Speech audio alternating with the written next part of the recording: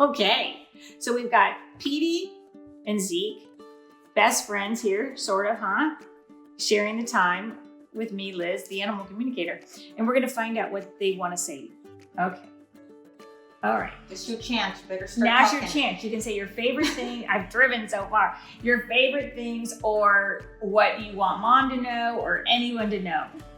Okay, that you are beautiful. Okay, so yeah, looks are deceiving, that you're not a traditional show dog, but you are, and your light shines bright. Oh my gosh. So Petey's light shines bright, he says.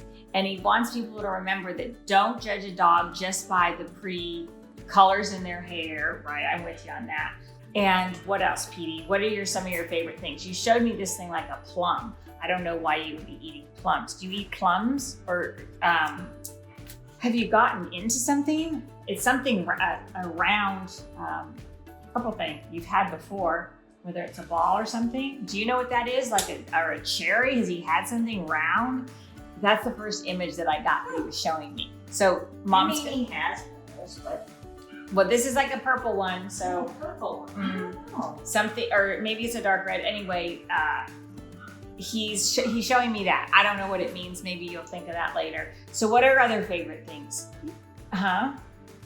Okay, so for whatever reason, even though he is paralyzed in the back, like when he was sitting here, he still feels in some way when he's comfortable. He's got some kind of tingling is the sense that I get. And that's why he wasn't comfortable down here. Has he had tests or something where they know where he's tingling, why he reacts in certain ways? No, I mean, I think he might be getting some feeling back. He's doing a lot of different therapies. Yeah, I think so he gets has some feeling. He gets back. It's like it like lights up here and there is what I see intuitively. And so when he's sitting here, he's like getting twinges of something. It's making a difference. Okay, so that's what that was all about. What else, Petey? What about some favorite things? What can we know? Oh, he likes going there. He likes there's some of the people there are really fun. He really likes them. He knows their voices. He likes his time. He likes that he's the center of attention, because he says sometimes the word I'm getting is struggles, but he doesn't want you to feel bad with the attention with the other dogs who are so cute that get attention, that when he's there, he's treated like a king. And he loves that. He loves that.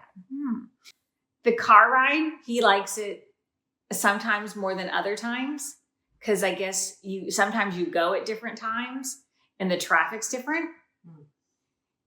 Yeah, he like, do you sometimes go at 2:00 or like in the afternoon and sometimes in the morning? I mean, I do go at different times. Yeah.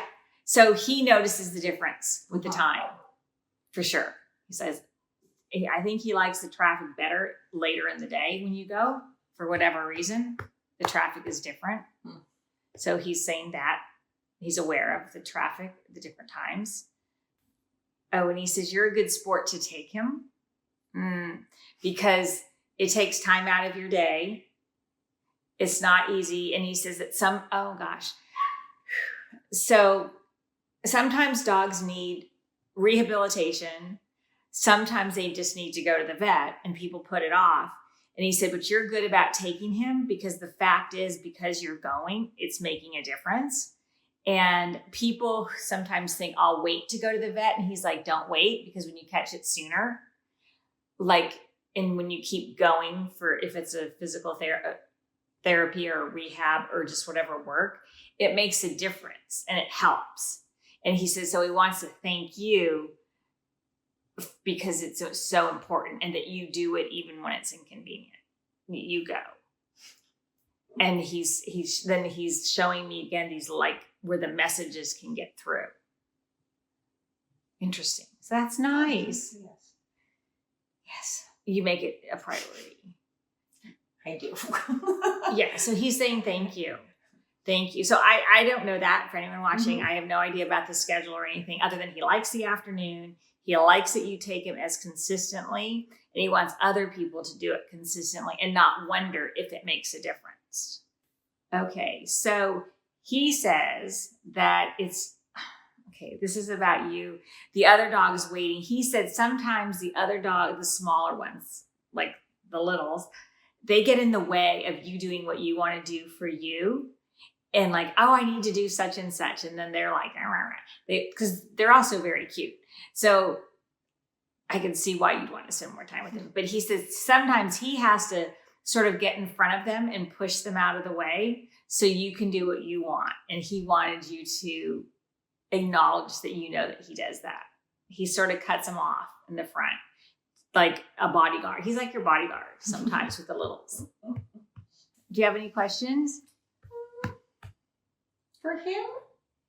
Not really. Okay. I'm sure he does he want to talk about what happened to him? Even though we do know what happened to him, but I don't know if he has any thoughts about it. Okay. So Petey, he's got a total different energy around whatever happened to him. It's like he was hit by was he hit by a car? Mm-hmm. Oh, wow. Yeah, his was different. It came out of nowhere. Yeah, so that's interesting. Okay. So when trauma happens to a dog, there's trauma from people, which is what happened with Zeke. And then there's trauma from a car that just happened, or it could be like an incident. Like I have a dog who tore a ligament running on a hill, and that's like a trauma that causes an injury. But his has a different feel to it. It doesn't have the heart, the betrayal that Zeke has had to deal with. It doesn't have the trauma around people injuring him. And it was like, oh wow, that was a mess. That was, it's like if we spill milk, or if there's an earthquake and we have a mess to deal with. That's what it was like for him. This feeling that I have of no, leave it. It was like an external event that you have to clean up a mess. What he wants you to know is that it was like an earthquake event in his life, like a big earthquake. And it was a mess that had to be cleaned up, still rebuilding kind of thing. But it's sort of like, it was an external event. That's how he is. That's what he taught. That's what he's sharing. Don't forget to subscribe to our YouTube channel or the Talking with the Dogs podcast. And don't forget to talk to your dog.